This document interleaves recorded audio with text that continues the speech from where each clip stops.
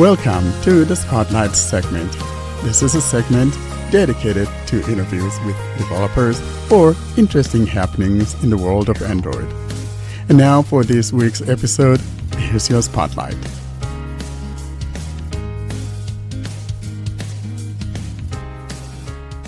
We now move on to the Spotlight segment, and we're talking with Dave Faliskie of Rhodes Audio. Dave, welcome to Blind Android Users Podcast. Hi, thank you for having me. I'm happy to be here. First, Dave, tell us where you're coming from and how is it out there where you're coming from? Yeah, currently I'm in Virginia, just outside Washington, D.C., and it's actually beautiful this weekend here. Really nice spring weather finally. You got the cherry blossoms out there, Dave. Yeah, exactly. This seems like the week that they're all starting to bloom. Oh, beautiful, beautiful. Yeah, I'd never been to Virginia necessarily. I mean, I touched down in DC, but we drove on 95 from Syracuse, New York to Disney World in Florida years ago. But so we touched places like West Virginia and all of that. And I got to see that place in Pennsylvania, the Gettysburg area. I'm a historian, so we had to stop there. So, yeah. Oh yeah, very nice. Yeah. I've actually never been there to Gettysburg, but I hear only good things about it. You know, the funniest thing is this, the closest we are to some of these things, we never get to go to those places. Can you believe that all the time that I was in Colorado, I never been to Pikes Peak until after I moved to the state of Washington. Then in 2014, we went to Pikes Peak. Meanwhile, I was in Colorado for 9 years. So go figure. Now, Dave, let's talk about Rhodes Audio, and that's what we're talking to you about today because it's an app that is very simplistic and very accessible. But being the historian and all of that, though, I always like to start with the history of an app. And so if you wouldn't mind, take us down that memory lane of Rhodes Audio, what led you to developing Rhodes Audio, and then talk about some of the challenges that were presented during this development of Rhodes Audio. So give us a little bit of a description of it. I know I'm going to be demonstrating it as an app of the week, but since you are here, talk about the history and talk about what Rhodes Audio is. Yes. So I guess starting with what the history is, originally, actually, it started with podcasting. So me and a few friends who are actually spread out across multiple time zones, so similar to you guys on this podcast, we wanted to kind of start a podcast, but the way we began it was just recording kind of monologues and uploading them to a Google Drive. And the idea was we'll just kind of start with that, kind of get used to it, get comfortable with it, and then eventually do something more public and kind of find a time to sync up and actually record.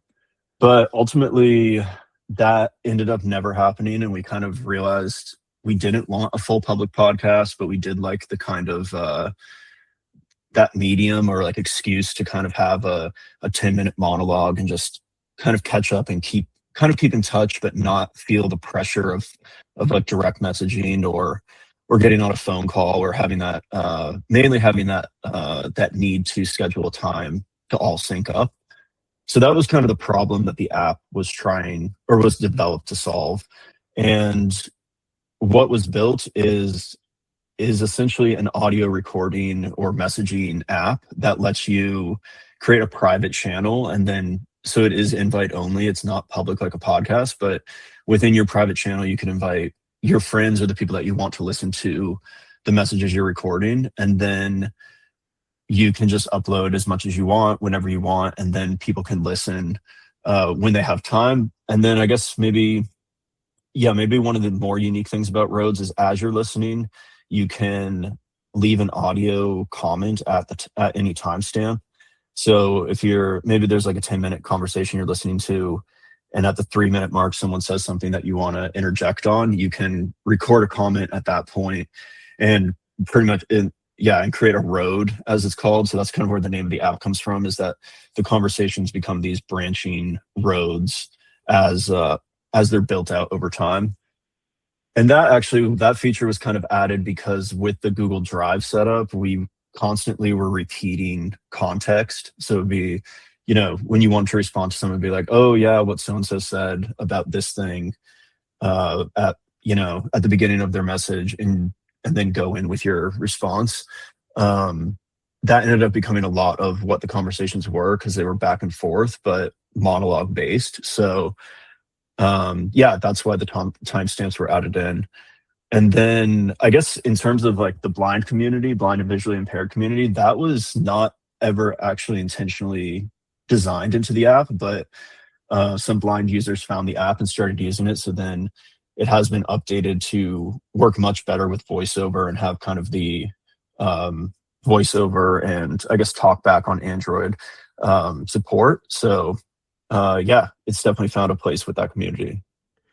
Really interesting when one hears the history of an app and how it came about. And I've always been excited and wanting to know how these things come about, and especially, the names or the title given to an app, for example. It's so hard to find titles for apps and all of that. And I'm always baffled with how people come about getting all these titles for apps and all of that. And so when I saw Rhodes Audio, all I could think of is, On the Road Again, that song by Willie Nelson. And I'm back on the road again, and here I am on roads and all of that. But it's a beautiful title, Rhodes Audio. And every time I bring it up, I'm just thinking, someone on the road. My wife is visiting in Ohio, and I'm like, Julia, you want to be on roads? Just send me a message on there. So my wife and I have been kind of using it a little bit, and so it's just an interesting thing. Now, let's talk about the development. Was it difficult developing for Android? Because a lot of times, though, Dave, what we hear from developers is that developing for Android is like trying to grind an axe. It's so hard, and it's just like, asking heaven to come on down on earth and all of that, and making it sound like Android is this monster, 10-headed monster that is so hard to control. Talk to us about that difficulty or some of those challenges that were presented while you were trying to develop Rhodes Audio. Yeah, so I guess Rhodes is built with Flutter. So Flutter is a cross-platform framework. So the Android aspect of it, I guess, is not really any more difficult than a couple like extra configurations kind of upfront almost. So since it is Flutter based, I guess there's not like Android specific issues that I ran into. Although, yeah, I guess when setting it up I'm not Android native. I come from more the iOS Swift background prior to going to Flutter. So there was definitely a little bit of a learning curve there, but I think using like a cross-platform framework like Flutter or React Native is another popular one, definitely helps make that simpler with development. But I guess that being said, I think probably some of the maybe issues with Android versus iOS for me is just the fact that I'm not a daily user of an Android device. So there have been issues and possibly still are issues with the app that are just due to that kind of slight difference in usage. And even the app is maybe more, it is a custom design, so the UI and everything is pretty custom, but it also does lean a little bit heavier to the iOS style than maybe the Android typical style. So those issues definitely kind of come up from time to time. Yeah, and what I noticed, however, is that you got the buttons labeled correctly and all of that, because what we oftentimes have problems with is the labeling or the contextual labeling of those buttons. Especially sometimes you have some developers that will put like the label below the actual button and all of that, and it kind of makes it feel like there are two things, making it so confusing to blind users. But noticing yours, I noticed that the contextual labeling is correctly labeled right on the button itself. So it's not like either below or to the side of the button, which leads to confusion. So kudos to you for doing that, even though Android is not your background. So really, I'm very excited to see that someone like you, even though Android is not your forte or whatever that you do the most, you are able to do this correctly and probably using that Flutter. Do you think that has something to do with it? Did it help you, or did you have to do a lot of research on how to do something on Android? Yeah, I think definitely I would have to give Flutter a lot of the credit for that. It has a very good semantics is what they call it, is like how you label everything for the voiceover. And it has a very good like built-in semantics engine that you can label everything with. And it it does I would say, yeah, it does a lot of the heavy lifting. And if you do just go in and label everything you have using kind of the framework they have set up for it, it does work much better than kind of trying to do it yourself or trying to do it more customly. So and I mean the nice thing about that is it is doing it for Android and iOS. So it's not like just building it for one. You kind of just build it and then it works for both, which is great. But that being said, definitely the app originally, you do have to be intentional about it as well, because initially, when like the first blind users actually found the app, the voiceover was okay, but it wasn't intentionally added. So some of it was working out of the box, but it definitely was more along the lines of what you were saying, where things weren't labeled correctly, or it would just say button, but it wouldn't describe what it was. So definitely just be like having like an intentional semantics update is not super difficult to do, but it definitely has to be thought of and done. And that button is what drives us nuts. For example, when it's unlabeled, and I'm looking at it from the viewpoint of TalkBack users, and you come across this button and it says button unlabeled, and sometimes it only says button. It would not even say unlabeled. And so it's something that makes a lot of blind people upset. But and I think it all goes to prove the fact that a lot of sighted developers don't necessarily have the idea that blind people actually use the smartphone. And so sometimes when they see us using smartphones, they're kind of left aghast as to how does a blind person use a smartphone. I mean, in my church, for example, a lot of people still wonder how I'm able to use a phone. So I don't blame developers that are unaware of all of these things. But yeah, so it's always kind of like you're going to try to retro something to make it good back to what it ought to be.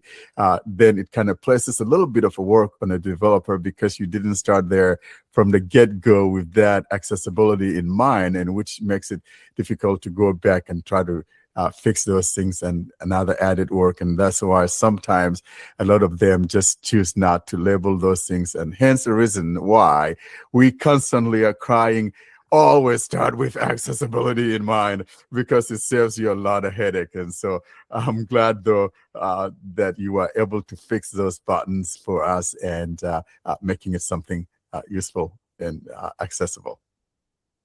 Yeah, definitely. I would say, like for me, it was never something I thought of, like having like voiceover enabled or setting up an app like that. So until that was kind of brought to my attention, it was I never even considered it. It was just never something I thought of. So yeah, now I mean, I've definitely tried to update the app a lot for that use case. And then going forward now, having this kind of knowledge, it'll definitely make it easier, like with any new app I develop, to work that in. And then yeah, luckily Flutter does make it pretty easy. So hopefully more people start to realize that, I guess. But I guess it probably will just happen over time.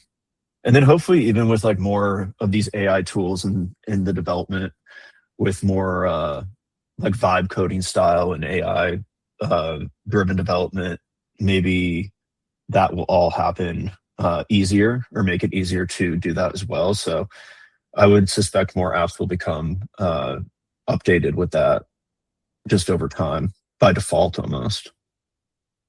I don't know You what your know, experience is with that, but Yeah, I have no clue. But you know what I really think would be cool, really cool, would be that all these development tools like Flutter and all of them, I wish that they have something in there that as a developer is developing, it will keep reminding them, hey, don't forget to do accessibility. Or, maybe when you think you've done with this section or segment and ready to move to the next one, it will say, hey, you forgot accessibility or something like that. And I think that would really, I know it could drive developers nuts, but I think that probably should be what could keep people in sync as to what they need to do, because we've seen this thing over and over again. And to be honest, it gets very frustrating to those of us who are blind, because not a lot of those developers always think of us. Like I said, no one goes to bed thinking about us.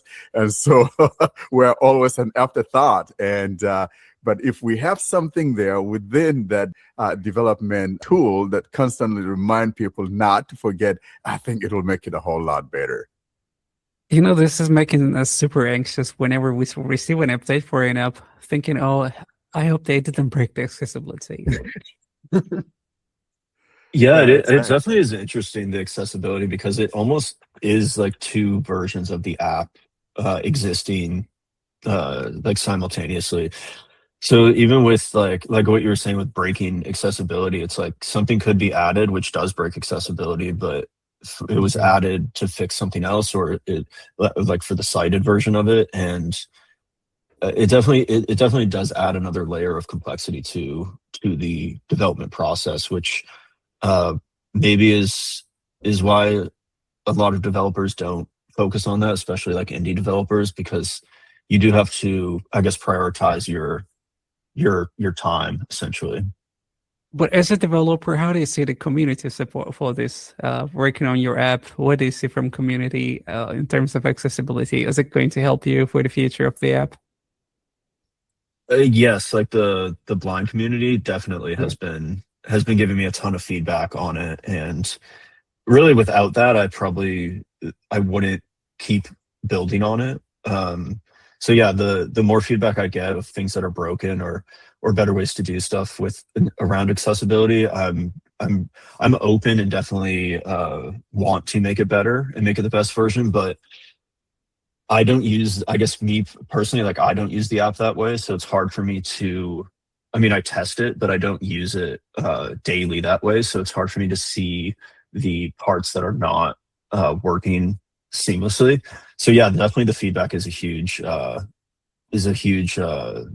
piece of it that the community has been providing a lot of. And then the fixes are typically not that difficult. It's just knowing what to do is the more difficult part, I guess, if that makes sense. Before I ask my questions, I'd like to thank you very much. Yeah, my set of questions.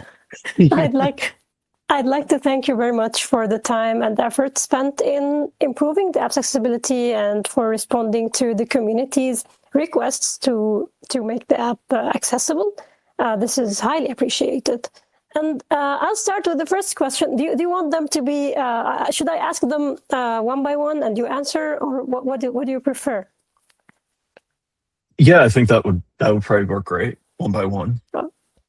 Perfect. So the first question is regarding the quality. As I understood from your introduction, the app mainly was for podcasters and people who maybe would like to create demos and audio guides, for example, or such. So is there, or are there settings to control the audio quality and to specify, for example, the sample rate, the microphones used, and such? Currently within the app, no, but that is something that is on the list and has been, I guess, thought of to do. Definitely having multiple microphones, or like choosing the microphone, has been requested a few times. So I'm hoping to have those updates at some point. I would I guess eventually I would like to make it kind of have that more audio editing side to it as well. But realistically, that probably won't happen super soon. But I think that could be a cool addition to it, being a little bit more like an audio studio or podcast production studio style settings to it. But yeah, at the moment, that currently does not exist in the app. Yeah, I think that would be great. Well, regarding the second question, it's about the channels. So is there a possibility right now to, for example, decide or to add certain topics to the channel? So if you want, for example, to create a topic about a certain discussion, then another topic for another discussion. So is this topic system present in the app, or are there plans, if it's not already there, are there plans to implement it?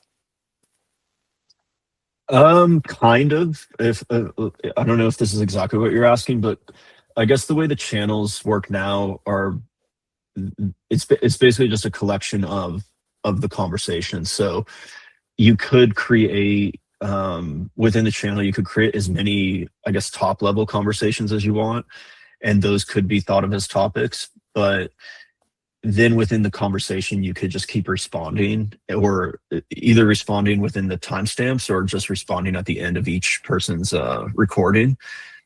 But that top level conversation, I guess, it could be considered the topic. Is that kind of what you mean, or? Can you give it, for example, a title? In the conversation, to have a title, and then people find the conversations based on the titles. Yes, that is pretty much how it works now. So, if there was a title like Android updates, and that was a conversation, then that would always be the top level conversation, and then within that there could be a growing amount of responses over time. But there isn't currently like search features within the titles, so that might be something that needs to be added and make it easier to kind of navigate through them. I have heard some feedback with especially the like voiceover usage of it.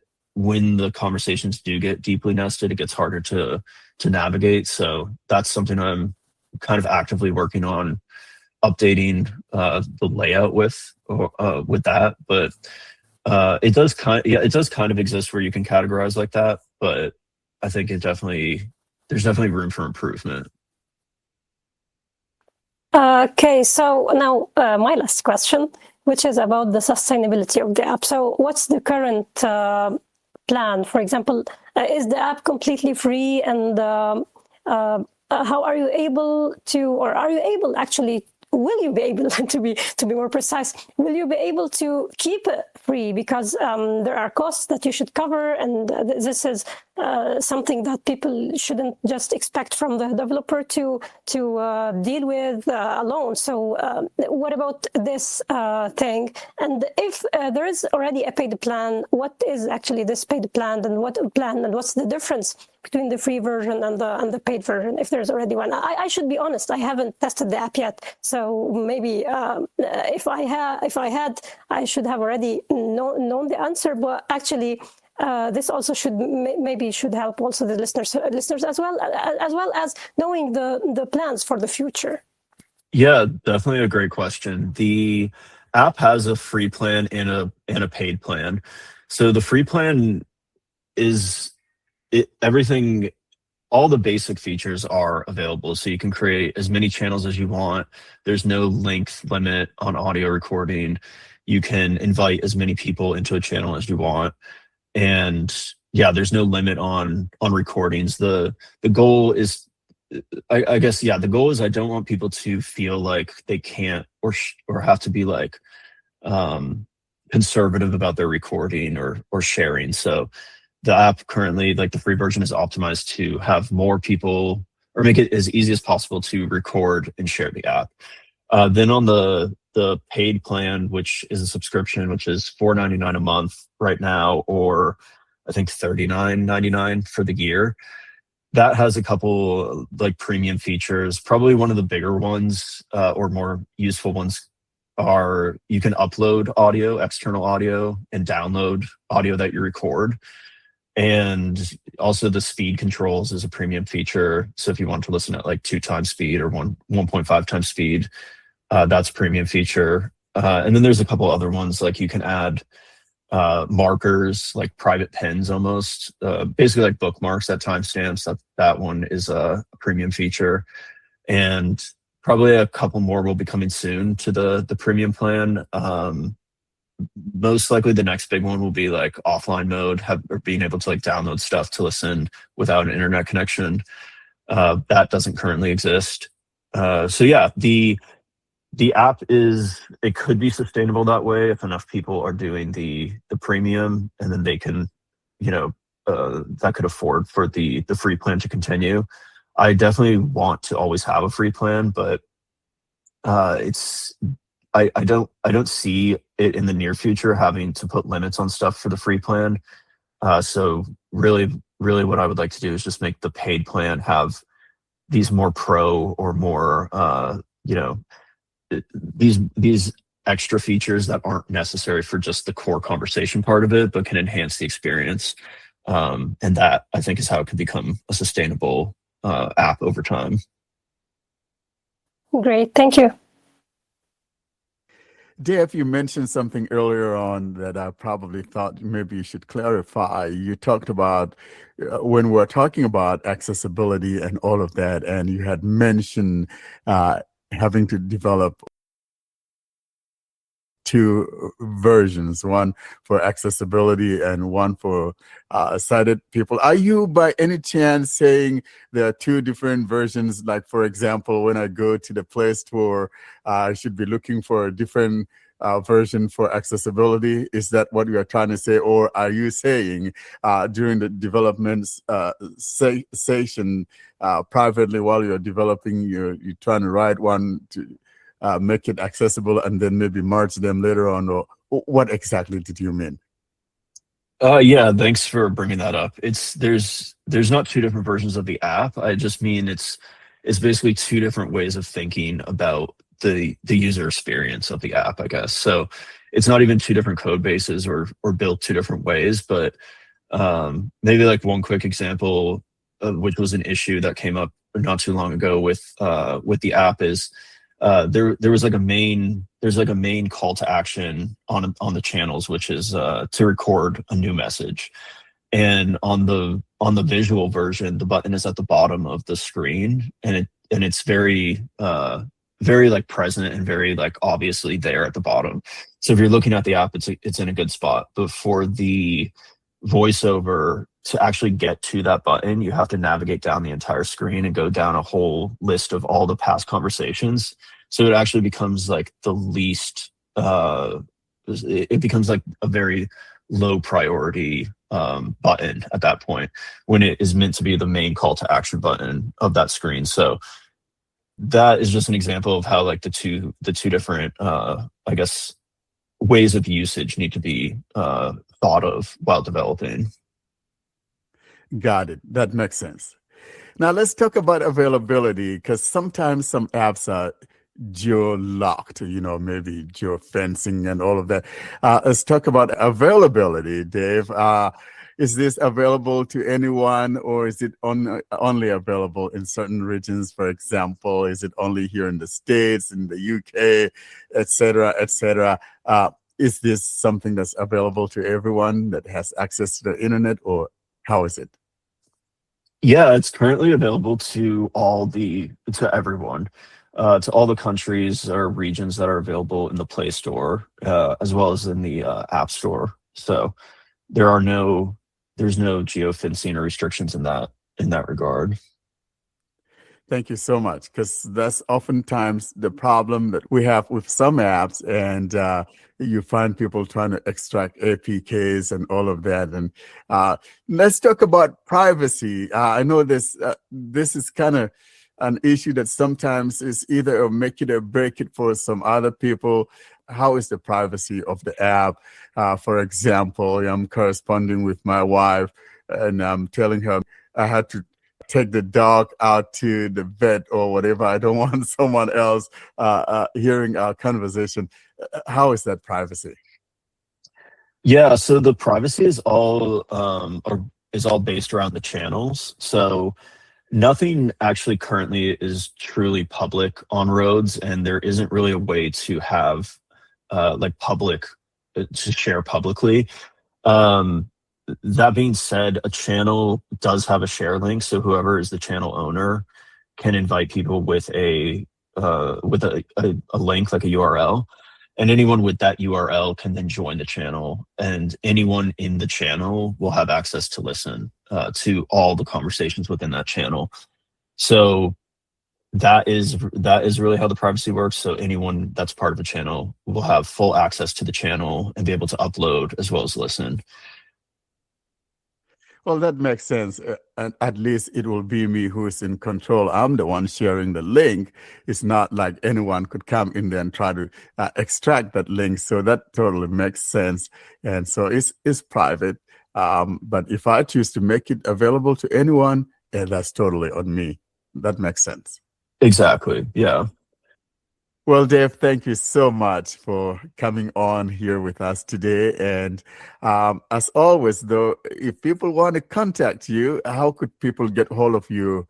I think, though, people could get hold of you via your Play page that is on the Play Store page, or on the Apple page if they want to get hold of you. Or is there another way outside of those that people can get hold of you? Yes, through email is fine. Dave@rhodesaudio.com is available to email me, which should be linked on the website as well, or the Play Store probably. And yeah, that's a good way to contact me. Or I'm also on X. I don't know if that's easier, but it's just Dave Faliskie there. Yeah, those are probably the two best ways. And what's your webpage address, Dave? It's rhodesaudio.com. There we go. Well, thank you so much for coming on to join us today. And I hope you come again, Dave, a couple of weeks or so from here. I think that's going to be on the 25th. So you better come on. I'll come out to Virginia looking for you. Yeah, thank you for having me. I'd love to be back. It was great. Yeah, because we got listeners coming in, and there may be a question that we didn't ask you that someone else might want to ask. So if you're able to come on the 25th at the same time, I think that would be absolutely beautiful. Awesome. Yeah, I'll check my schedule, but I think I should be available. Thank you so much, Dave. We appreciate it. Yeah, thank you as well.